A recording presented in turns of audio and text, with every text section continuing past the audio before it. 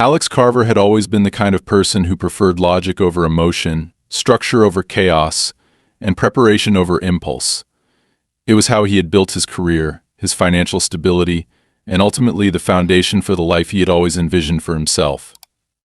When he finally purchased his dream home in a well-maintained, quiet suburban neighborhood, he believed he had made a calculated decision. The area was known for its peaceful atmosphere, strict property guidelines that kept the neighborhood aesthetically uniform, and above all, an apparent sense of order that kept potential disruptions at bay. He had done his research thoroughly, going through every regulation, ensuring that there were no hidden pitfalls, and confirming that his lifestyle would fit seamlessly into the community. But what he had failed to account for, what no amount of research could have prepared him for, was the relentless, insidious force that came in the form of his next-door neighbor, Karen Wilkins. Karen had lived in the neighborhood long before Alex had even considered moving in. From the very first day, she had established herself as a self-appointed guardian of community values, watching everything and everyone with the sharp scrutiny of someone who believed they had absolute authority. She was the type who seemed to exist purely to enforce unwritten rules, inserting herself into matters that didn't concern her, acting as though the neighborhood was her personal fiefdom. There were whispers among the other residents about how Karen had driven out previous homeowners through endless complaints and formal disputes, but few dared to openly confront her. Some called her difficult, others merely rolled their eyes and endured, but Alex quickly realized that Karen was far more than just an overbearing neighbor. She was someone who thrived on control, and more importantly, she despised anything that disrupted her rigid view of how things should be. The first time Alex met her, he had been in the middle of installing his high-capacity electric vehicle charging station in his driveway, something he had long planned and meticulously prepared for. It was a top-of-the-line system, allowing him to charge his car quickly and efficiently, and it was well within the legal guidelines of the neighborhood. He had acquired all the necessary permits, confirmed the boundaries of his property, and ensured that the station was installed in compliance with both municipal regulations and any guidelines that could potentially be enforced by the local community association. But before the final bolts had even been tightened, Karen had appeared, standing at the edge of her property with arms crossed, lips pursed, and an unmistakable air of disapproval. "You're really putting that thing up here?" she had asked, her tone a mixture of incredulity and condescension. Alex, who had encountered enough people like her in his professional life to recognize the warning signs of an impending nuisance, kept his response polite but firm. "Yes, I am. It's entirely within code." Karen had scoffed, shaking her head. "It's an eyesore. And do you really think that's safe? Those things catch fire, you know." Alex had learned long ago that arguing with people like Karen was a futile endeavor. Facts didn't matter to them, only their personal beliefs and whatever flimsy logic they could concoct to justify their outrage. He simply responded, "It's no different from any other electrical system, and if you have any concerns, you can check the regulations yourself. Everything is permitted." That was the moment he knew she wouldn't let it go. Over the next few weeks, Karen made it her mission to subtly, yet persistently, challenge his presence in the neighborhood. She would stand outside her house, glaring at the charging station whenever Alex used it. She casually mentioned to passing neighbors how some people just don't respect the aesthetic of the community anymore. On more than one occasion, he caught her staring at his property as if she were assessing how best to dismantle whatever small piece of independence he had carved out for himself. Alex, being pragmatic, ignored her as best he could. He had no interest in entertaining petty feuds, and as long as she kept her hostility limited to passive-aggressive behavior, he could tolerate it. But Karen wasn't the kind of person who settled for silent disapproval. She needed to win. And so when Alex woke up one morning to find his charging station completely destroyed, crushed under the weight of what was unmistakably a vehicle's tire marks, he knew exactly who was responsible before he even saw the evidence. The casing was shattered, the cables ripped apart, and deep grooves in the concrete of his driveway showed where a heavy vehicle had deliberately driven over it multiple times. The damage wasn't accidental. This wasn't a careless mistake or a freak incident. It was deliberate, calculated, and meant to send a message. As Alex stood there, Taking in the wreckage of his charging station, his hands clenched into fists at his sides, a familiar voice rang out from next door. "Well, would you look at that?" Karen said, her tone almost cheerful, but with a forced note of exaggerated concern. "That thing really wasn't built to last, huh?" Alex turned slowly, his expression carefully neutral, though every muscle in his body was coiled with restrained fury. Karen stood at the edge of her property, arms folded, watching him with an expression that was equal parts smug and feigned innocence. Before he could speak, she sighed dramatically and gestured toward her driveway, where her SUV sat parked, the front bumper suspiciously scuffed. "You know, actually, I was going to talk to you about something. I seem to have had a little accident last night. Your thing was just so close to the edge, and, well, these things happen." She tilted her head, her eyes narrowing ever so slightly. "You might want to think about being a little more considerate with where you put things in the future." Alex stared at her, barely able to believe what he was hearing. Not only had she destroyed his property, but she was now trying to frame it as his fault. Then she delivered the final blow. "And about my car," she continued, her voice adopting a saccharine sweet tone. "I'm sure you'll agree that since your station was in such an inconvenient place, you'll be the one covering the cost of my repairs. Fair is fair, after all." Alex exhaled slowly, forcing himself to remain composed. He had dealt with manipulative people before, but Karen had elevated it to an art form. There was no question in his mind now, this wasn't just about an inconvenience to her. This was about power. She wanted to push him, test his limits, see how far she could go before he either broke or gave in. But what Karen hadn't accounted for was that Alex wasn't the type to be intimidated. As he pulled out his phone, his jaw tightening, Karen's expression flickered just for a moment with something that almost resembled hesitation. Maybe she had assumed he would react differently. Maybe she thought he would back down, argue with her, or storm off in frustration. Instead, Alex simply said, "If you have any complaints, I suggest you file a police report. Because I will be."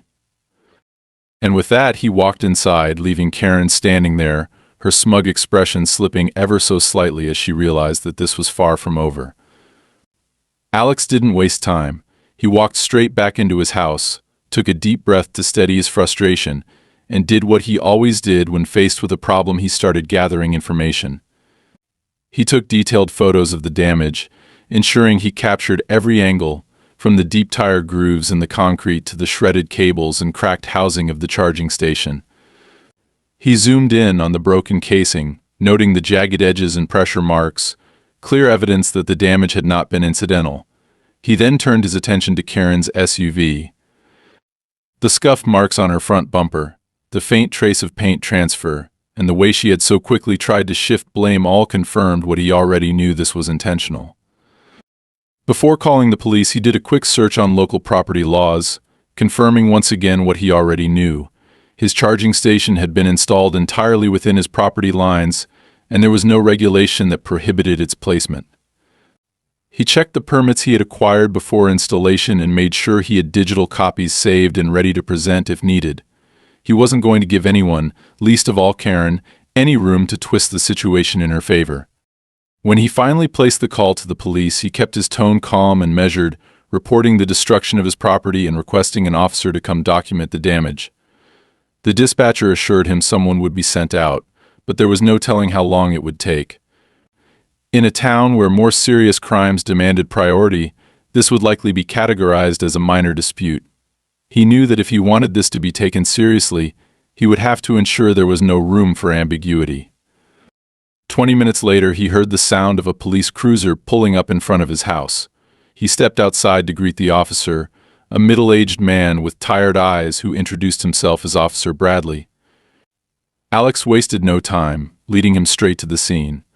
Bradley took a long look at the destroyed charging station, the tire marks, and the broken casing before letting out a low whistle. "That's some serious damage," Bradley muttered, crouching down to inspect the grooves in the driveway. "And you're saying you have reason to believe your neighbor was responsible?" Alex nodded. She admitted to hitting it. Claimed it was an accident, but the way she talked about it, I don't buy it. And if it was an accident, she wouldn't be trying to make me pay for her car repairs. Bradley raised an eyebrow. She's asking you to pay for her car. That's what she said, Alex confirmed. Claimed my charging station was inconsiderately placed and implied it was my fault for putting it there. Bradley shook his head and pulled out a notepad, jotting something down. That's not how that works. If it's on your property and properly installed, she has no case to make against you. The only question is whether this was truly an accident or a deliberate act. Alex hesitated for a brief second before saying, I don't have video proof, but given how vocal she's been about hating it, I have a hard time believing this was just a mistake. Bradley let out a slow breath, tapping his pen against the notepad. Yeah, proving intent is the tricky part. She'll probably just claim she didn't see it. As if on cue, Karen appeared from around the side of her house, wearing an expression of exaggerated surprise, as if she had just now noticed the officer's presence. Oh, what's all this, she asked, her voice dripping with artificial sweetness. I hope you're not wasting the officer's time with a silly little accident, Alex. Bradley turned to her, his expression unreadable. Ma'am, I need to ask you a few questions. Can you confirm whether you were responsible for damaging your neighbor's charging station? Karen let out a theatrical sigh and placed a hand on her chest. Oh, officer, I feel just awful about it. I really do. It was so dark last night, and you know how these electric things are so silent, so easy to miss. I barely tapped it, but I suppose these modern gadgets just aren't built very sturdy. Bradley gave her a long, level look. Ma'am, you barely tapped it, yet there are deep tire grooves in the driveway, and the station is completely destroyed. Karen's smile tightened. Well, I don't know what to tell you. It must have been weaker than I thought. Bradley glanced back at Alex before continuing, and why did you ask Mr. Carver to pay for the damage to your vehicle? Karen blinked, as if the question itself was absurd. Well, that's just common courtesy, isn't it? He put something in a place that caused damage to my property. Seems only fair that he takes some responsibility. Bradley exhaled through his nose, clearly losing patience. That's not how liability works, ma'am. The charging station was legally installed on his private property. You are responsible for maintaining control of your vehicle at all times. If you hit something on his land, the fault is yours, not his. Karen's expression flickered for the briefest moment, but she quickly composed herself, plastering on another sugary smile. Oh, officer, I'm sure we can handle this neighbor to neighbor. There's no need for unnecessary trouble. Bradley gave her a sharp look. That's not how this works either. Mr. Carver has every right to file a report for property damage. Karen's smile thinned. Well, that just seems excessive. We're neighbors, after all. No one likes a troublemaker. Alex, who had remained silent through most of the exchange, finally spoke. I don't like people destroying my property either. Karen pursed her lips. Fine. Do what you have to do. I'm sure the good officer has more important things to deal with than a little driveway mishap. Bradley ignored her and turned back to Alex. You want to press charges. Alex hesitated. He knew pressing charges could escalate things further, and while part of him wanted to make Karen pay for what she had done, he also knew she was the type of person who would retaliate in other ways. But if he let this go, it would only embolden her. Yes, he said finally. I do. Bradley nodded. All right, we'll document everything and move forward with the report. I'll also recommend that your insurance company take a look at this. They might be able to go after her for damages if it comes to that. Karen let out a sharp laugh. Insurance? Oh, please, let's not be dramatic. Bradley ignored her and turned back to Alex. I'll file the report and get you a case number. You might also want to consider getting some security cameras, just in case. Karen's eyes flickered at that.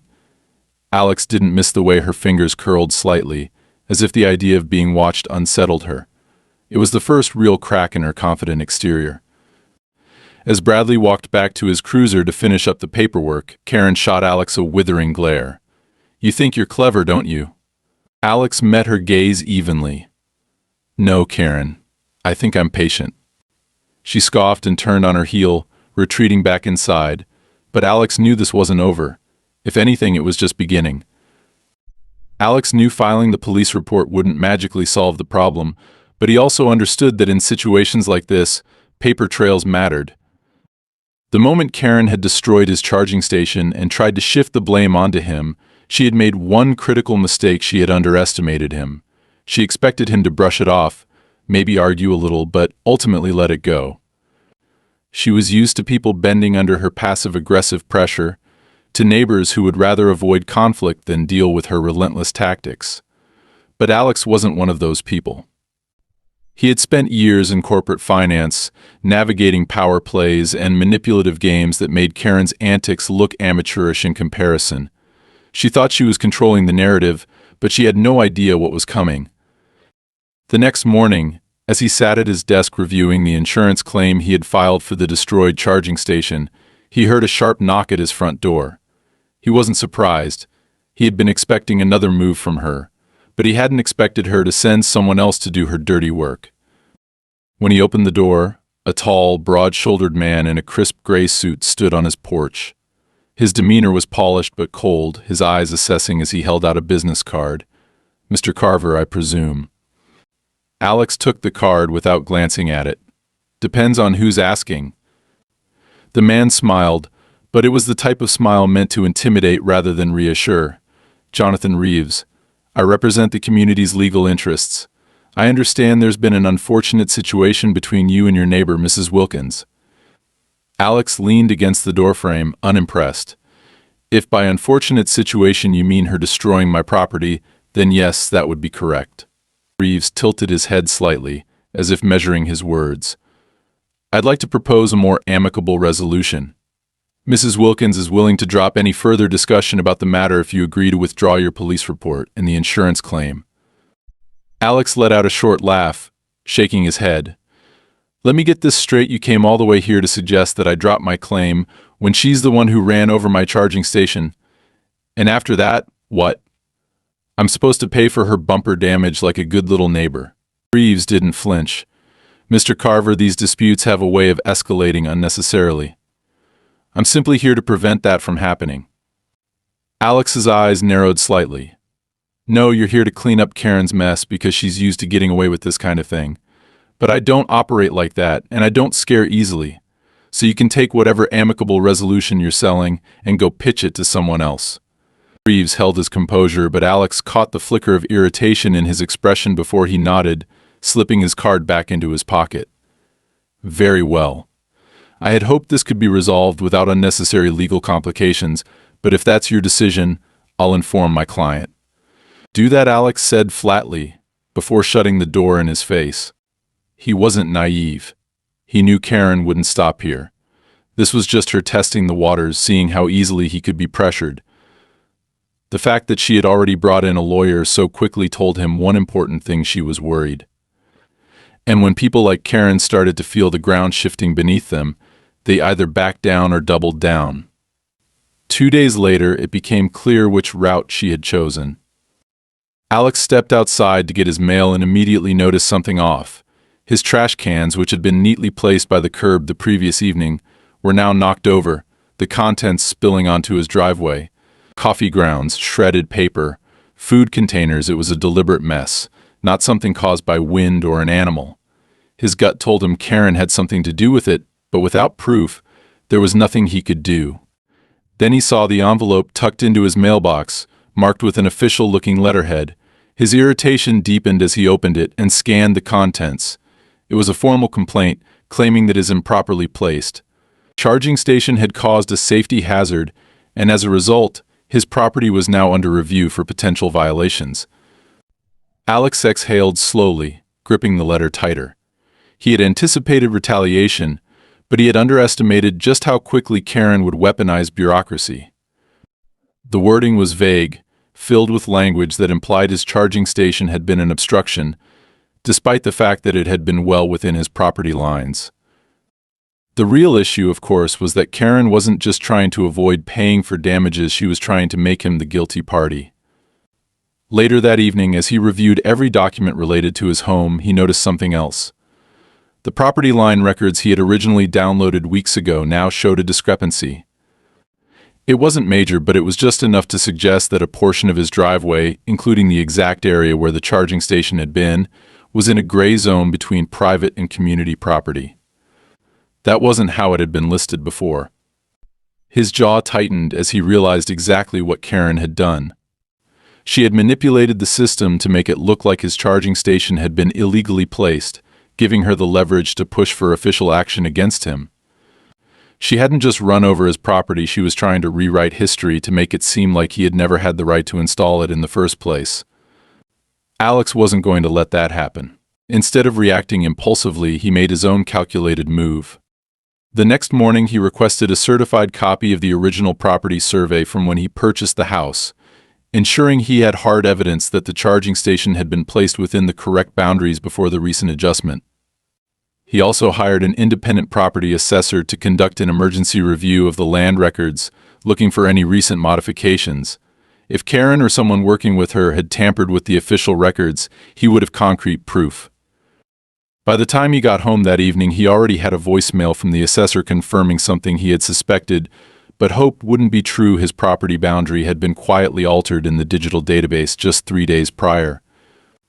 There was no legal justification for the change, no request from him as the homeowner, no formal petition that should have triggered it.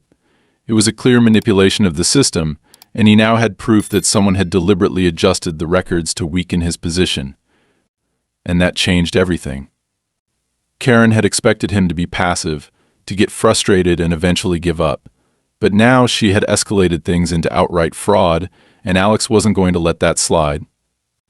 When he called the property assessor back, his voice was calm, but there was no mistaking the steel beneath his words. "I want everything you found in writing. Every modification, every data change, every name attached to it. And I need it by tomorrow." Because now this wasn't just about a destroyed charging station or an insurance claim. Karen had made the mistake of thinking she was untouchable. But Alex was about to prove her very, very wrong. Alex had always known that conflicts like these weren't won through brute force or knee-jerk reactions, they were won through strategy, patience, and absolute precision. The moment he confirmed that the records of his property had been tampered with, he knew that Karen had overplayed her hand. People like her relied on intimidation, deception, and technical loopholes to get their way, but they rarely expected real resistance from someone who knew how to fight back properly. The following morning, Alex took every document he had: the original property records, the assessor's report detailing the unauthorized modifications, the certified land survey from when he purchased the house, and the photos of his charging station before and after the damage, and organized them into a meticulously structured file. He wasn't just collecting evidence, he was building a case. He had no doubt that Karen had used her connections to manipulate the system in her favor, but people like her always left a trail of inconsistencies, and he was going to expose every single one of them. His first move was to schedule a formal appointment with the local zoning and land management office. He wanted to speak directly with the officials responsible for handling property disputes, ensuring that the fraudulent modifications to his land records were flagged before they could be used against him in any legal proceeding. He also made sure to request a complete record of all changes made to his property within the last 6 months, including the names of any individuals who had submitted modification requests. If Karen had managed to push something through behind closed doors, he wanted a paper trail linking it back to her. When he arrived at the zoning office later that afternoon, the clerk at the front desk barely looked up as she asked for his documents. Alex, knowing how bureaucracy worked, remained polite but firm, making it clear that he wasn't there for a simple inquiry, he was there for a full investigation into property fraud. That got her attention. Within minutes, a supervisor was called in, and Alex was led to a private office where he laid out his case in painstaking detail. The supervisor, an older man with graying hair and deep lines of exhaustion around his eyes, listened in silence as Alex presented his findings. When he finally spoke, his voice was measured but serious. "This kind of tampering isn't common, but it's not unheard of," he admitted, flipping through the documents. "Most of the time it's a clerical error. But from what you're showing me, this doesn't look like a mistake, it looks deliberate." Alex leaned forward, his expression unreadable. "Then I assume there's a formal process for escalating this." "There is," the supervisor said slowly, "but I need to be upfront with you. If this was done by someone with influence, they're going to push back hard the moment we start digging into it. Alex met his gaze without hesitation. Let them. The supervisor exhaled, nodding slightly before gathering the documents into a neat stack. I'll file an official review today.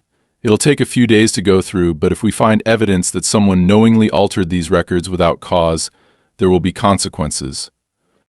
Alex thanked him and left the office feeling a rare sense of satisfaction. This wasn't just about proving Karen wrong anymore. It was about holding her accountable in a way she had never experienced before. He knew she had expected him to crumble under the weight of bureaucracy, but she had failed to recognize one crucial detail: he thrived under pressure. But Karen wasn't going to just sit back and wait for the system to catch up with her. By the time Alex returned home, he noticed an immediate shift in the atmosphere of the neighborhood. Where before his interactions with most neighbors had been neutral or polite, now there was a distinct chill in the air. He could feel the eyes on him, the way conversations would stop or quiet down whenever he walked past. Karen had gone on the offensive. That evening, a notice was posted on his door, stamped with an official-looking seal. He recognized the format instantly. It was a formal citation for a violation of community guidelines, claiming that his damaged charging station was a safety hazard that needed to be removed immediately. The irony of the situation almost made him laugh. Karen had destroyed his property and then had the audacity to claim that he was the one creating a problem by leaving the wreckage behind. He had half a mind to tear the notice down and throw it away, but he knew better than that. Every move she made was designed to force him into reacting emotionally. Instead of playing into her hands, he documented the citation, filed it alongside his existing evidence, and began drafting his own counter-complaint. But the real surprise came the next morning when he received an unexpected visit from a property inspector. The man, dressed in a plain button-down shirt and carrying a clipboard, introduced himself as part of the local Housing Compliance Board. I received a report about potential unauthorized modifications to your property, he said, glancing around the driveway with the air of someone who had already made up his mind before arriving. Alex's jaw tightened. Let me guess, my neighbor called this in. The inspector didn't answer directly, but his silence said enough. I just need to conduct a routine inspection. Shouldn't take long. Alex stepped aside, watching as the man walked around his property, jotting down notes, taking pictures, and deliberately lingering around the area where his charging station had once stood. The entire thing felt staged, as if Karen had orchestrated it in an attempt to create a manufactured violation. When the inspector finally finished, he closed his clipboard with a snap. I'll be filing my report with the board. If there are any compliance issues, you'll receive an official notice. Alex crossed his arms. And if there aren't any issues, the inspector gave him a tight-lipped smile. Then there won't be a problem. Alex watched him leave, his mind already running through every possible countermeasure. Karen was using every tool at her disposal: bureaucratic complaints, social pressure from the neighbors, and now official inspections to make his life as difficult as possible. She wanted him frustrated.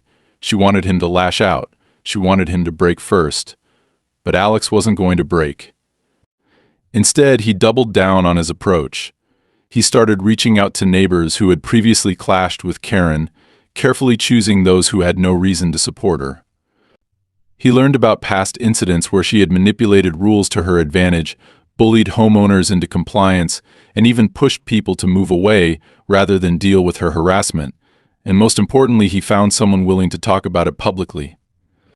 A former resident, who had moved out just 6 months earlier, provided a signed statement detailing how Karen had falsified complaints against them, used similar tactics to create legal pressure, and had directly benefited from the sale of their home to one of her associates. It was the final piece Alex needed. Now, Karen wasn't just a petty neighbor trying to cause problems. She was part of a pattern of systematic abuse, and he was going to make damn sure everyone knew it. Alex had always believed that people like Karen eventually revealed their true nature when backed into a corner. The problem was that when people like her felt the walls closing in, they didn't retreat, they lashed out.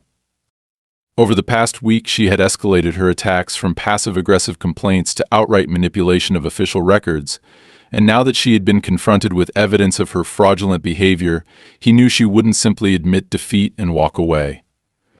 She had invested too much effort into making his life miserable, and someone like Karen didn't just stop.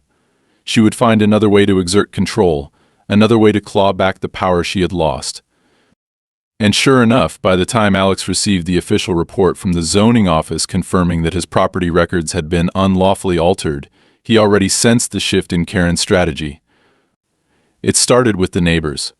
The same people who had previously given him polite nods or casual greetings now avoided eye contact when he passed. Conversations that had once been open and friendly now fell into hushed whispers when he walked by. He wasn't surprised. Karen had been working tirelessly behind the scenes, spinning a narrative in which he was the problem, he was the troublemaker, he was the outsider disturbing the peace of their quiet community. And while some saw through her manipulations, others were more than willing to believe whatever version of reality she carefully crafted for them.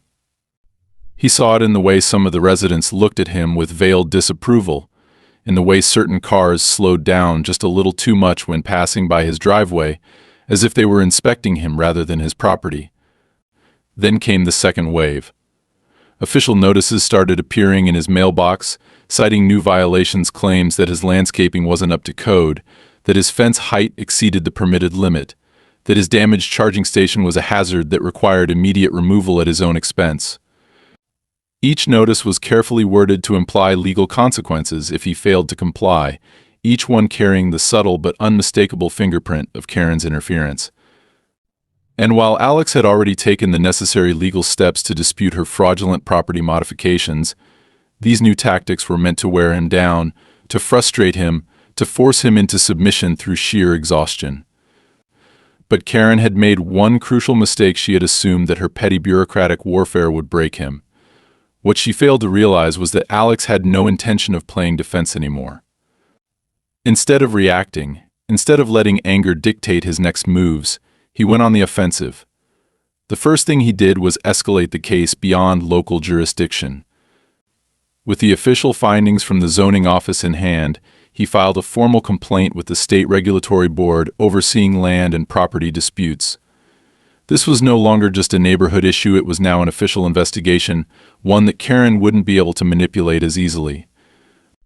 He ensured that the complaint included the full timeline of events, from the initial property record tampering to the manufactured violations she had weaponized against him.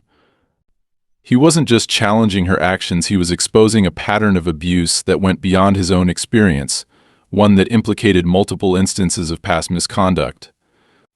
Then he brought the insurance companies into the fight. He had already filed a claim for the damage to his charging station, but now he took it a step further. Using the evidence of Karen's intentional destruction of property, he submitted an additional claim citing malicious interference and financial damages incurred as a result of her fraudulent activities. This triggered a review process that required Karen to provide her own statement, forcing her to either admit to the damage or attempt to lie her way through a legally binding investigation. Either way, it meant more scrutiny, more pressure, more attention that she couldn't afford.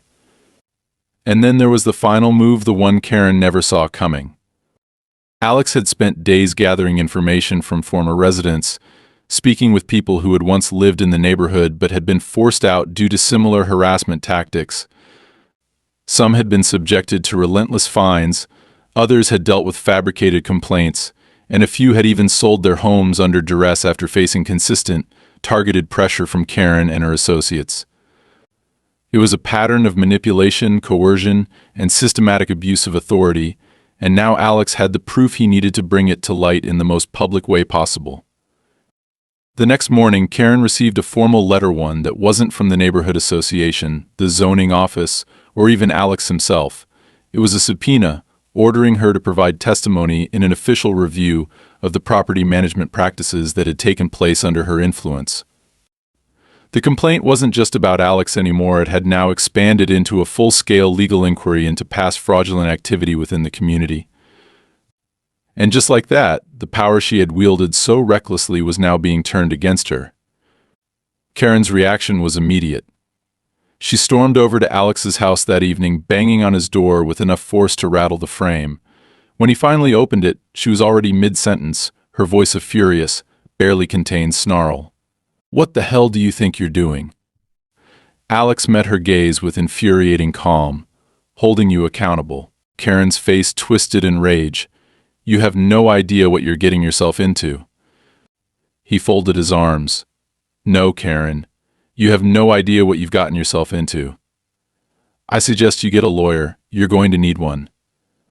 For the first time since this ordeal had begun, Karen didn't have a quick retort, didn't have a smug comment, didn't have control over the conversation. Her fingers curled into fists at her sides, her breathing was uneven, her eyes filled with something that wasn't just anger, it was fear. And Alex had no intention of letting up. Over the next several days, as the legal process began unfolding, the tense energy in the neighborhood shifted again. Some residents, realizing that Karen's reign of control was slipping, began distancing themselves from her. Others, those who had been too afraid to speak up before, quietly reached out to Alex with their own stories, providing him with even more ammunition against her. The pressure was mounting, and Karen knew it.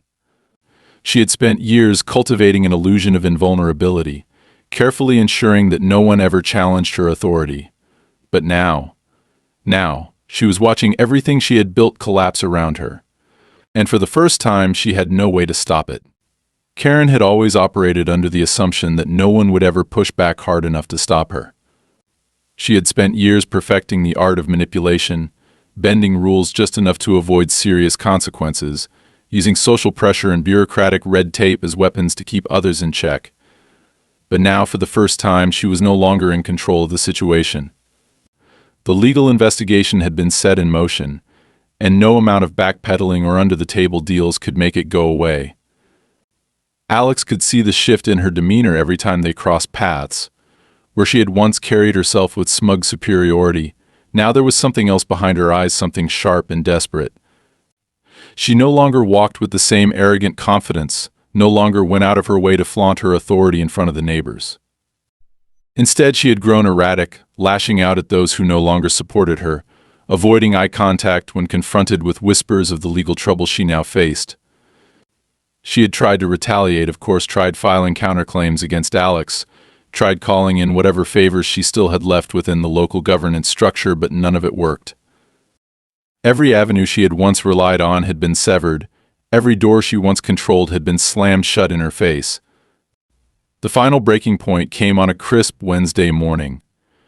Alex had just finished a conference call for work when he heard the knock at his door. This time, it wasn't Karen standing outside. It was two plainclothes investigators from the state attorney's office, holding documents that carried far more weight than any of Karen's petty neighborhood citations. "Mr. Carver," one of them asked, though his tone suggested he already knew the answer. Alex nodded. "That's me. We'd like to ask you a few questions regarding your formal complaint against Karen Wilkins and the fraudulent property modifications filed under her oversight."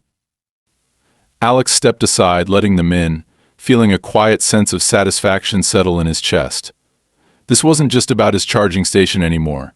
It wasn't just about the petty harassment or the underhanded tactics. This was about holding someone accountable who had spent far too long getting away with things she had no right to get away with. For the next 2 hours, he laid out everything he had gathered. The evidence of the falsified property records, the intimidation tactics she had used against previous homeowners, the fabricated violations meant to push people out, and the financial benefits she had reaped from those who had been forced to sell their homes under duress. He provided witness statements, documented complaints from former residents, and the detailed findings from the zoning office proving that the changes to his own property records had been manipulated with intent. When the investigators finally closed their folders and stood to leave, one of them offered him a firm nod.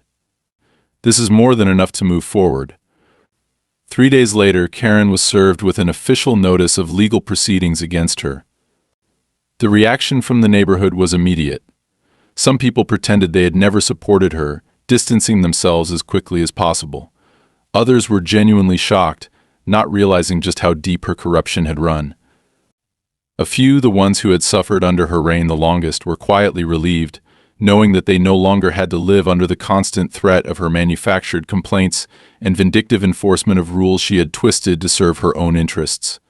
Karen, however, did not go quietly.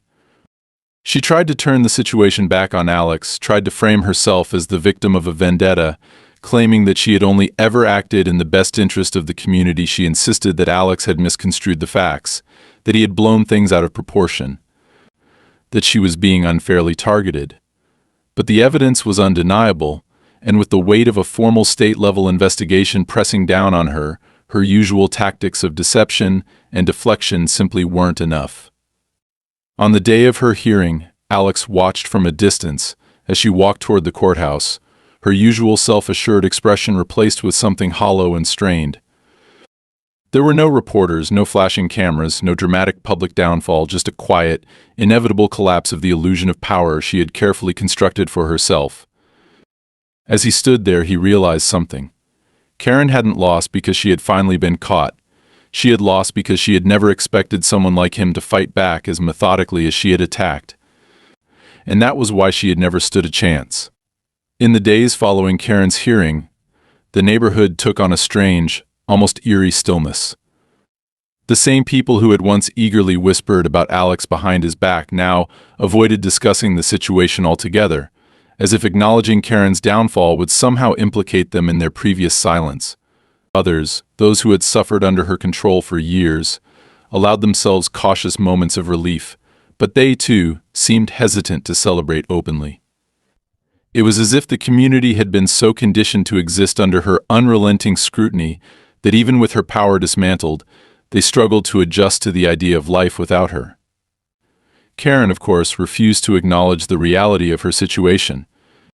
In the immediate aftermath of the legal proceedings, she attempted to maintain the appearance of control, going about her daily routines with forced normalcy, as if pretending nothing had changed could somehow undo the consequences of her actions. But as the days stretched into weeks, the cracks in her carefully maintained facade became impossible to ignore.